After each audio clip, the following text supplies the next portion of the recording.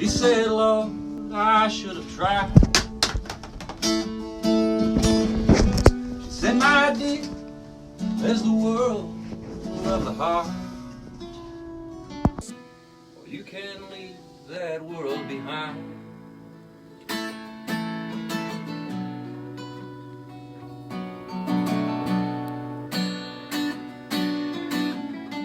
They call her old Corita-Lee.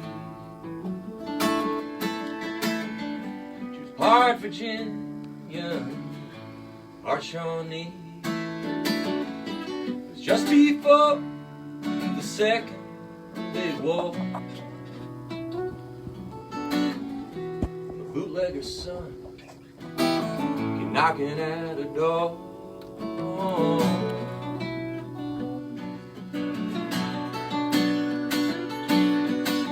Stay a little longer, he always used to say. Stay until break of day. Stay a little longer, my sweet little Lord.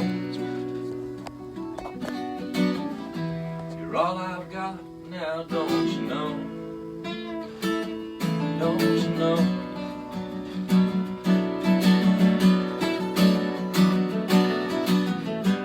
Round and round now, one night brought her home all night. But even then, he couldn't let her go. Then all of a sudden, everybody knows, everybody knows.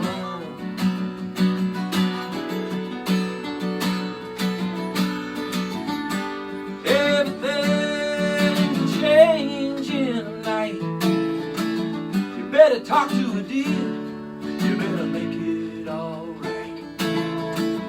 When your father's the law, you can make a man run. You better not be no bootlegger son.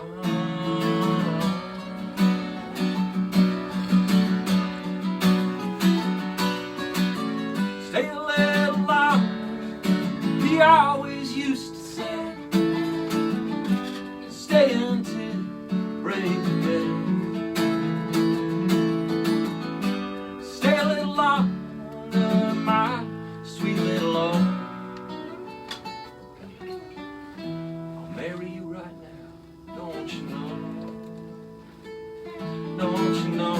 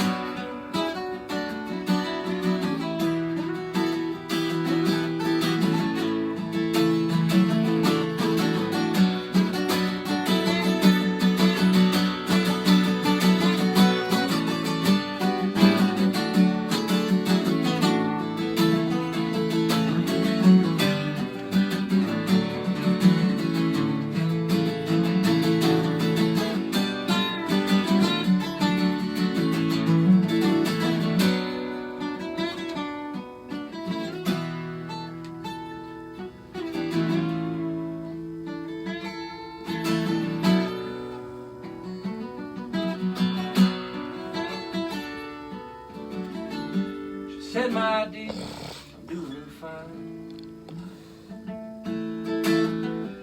Dream of love still makes those white eyes shine.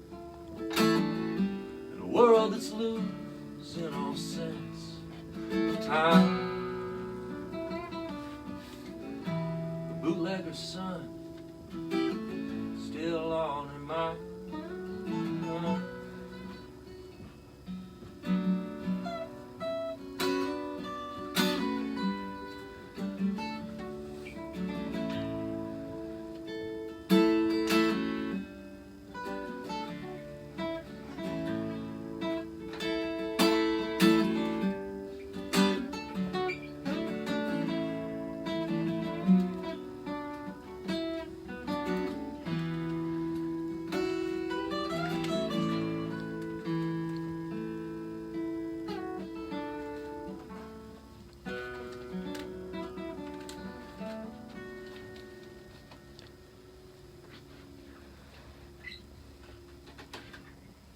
Tell us about that song, brother. All right. So, as I was saying before we played it, it's about my best friend growing up, this old woman named Marie, who, in a long story short, she was American. I thought her name was Marie, but she had a second life.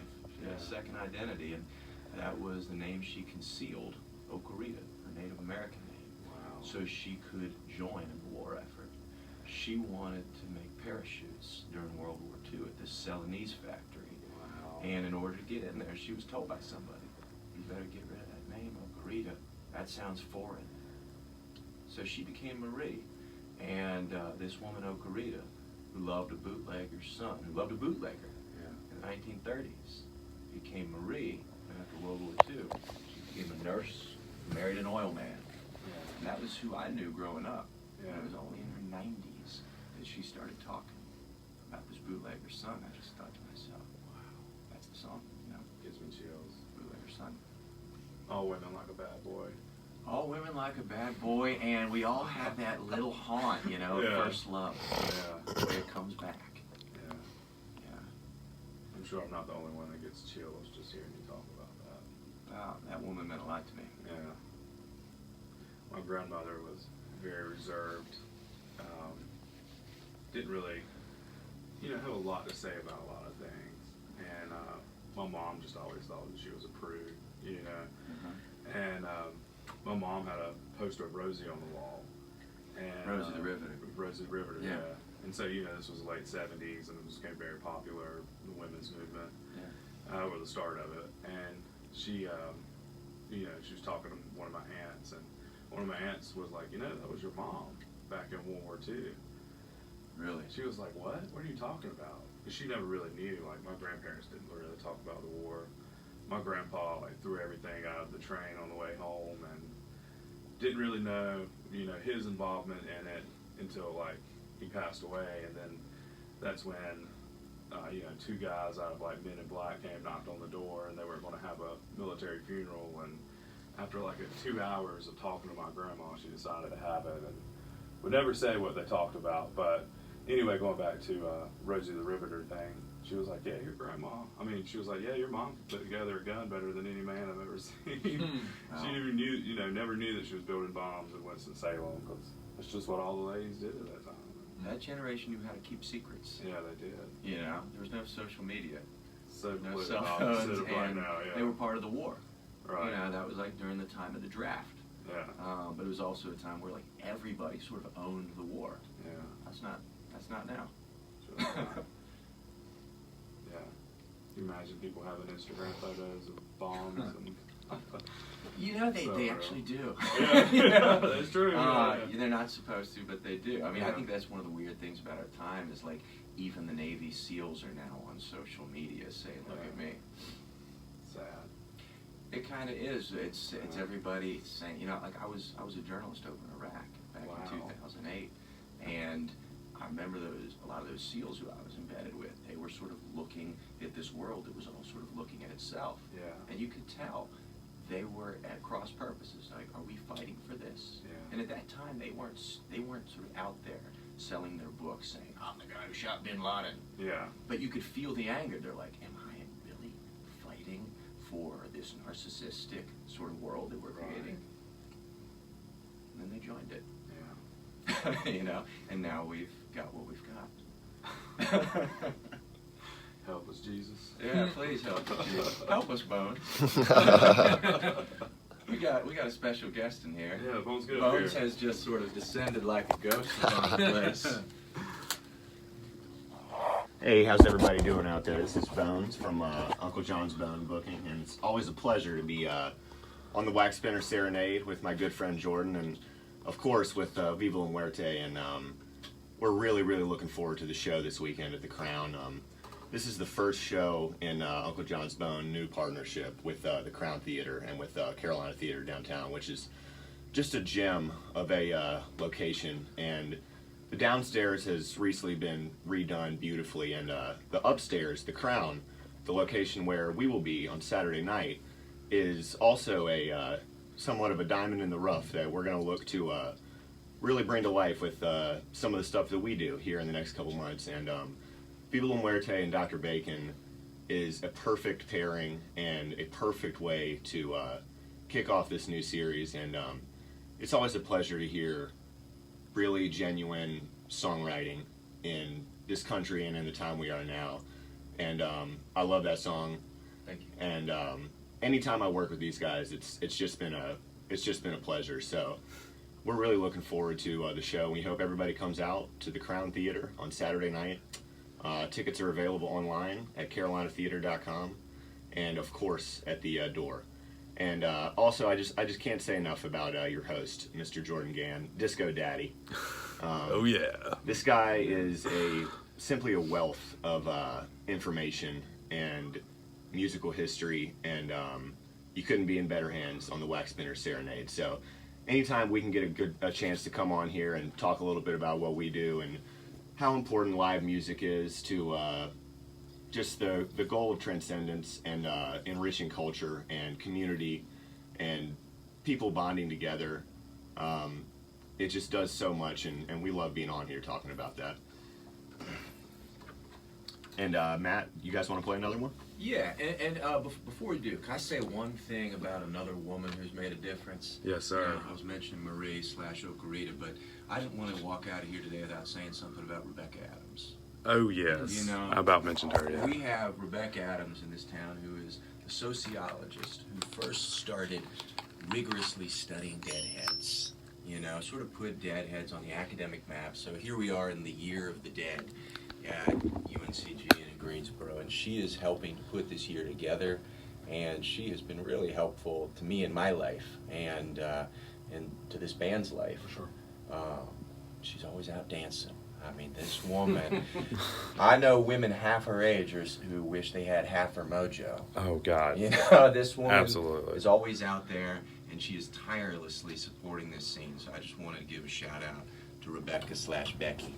And on that note, of course, as some of you guys may have seen via our social media, and I know that we're on the beautiful campus of Guilford College right now, and we love being here. But UNCG, somewhat of the sister school in this community, is, as Matt just mentioned, is commemorating the 50th anniversary of 1969 by celebrating the academic and cultural influence of the Grateful Dead, in large part spearheaded by the efforts of Professor Rebecca Adams, who he just mentioned.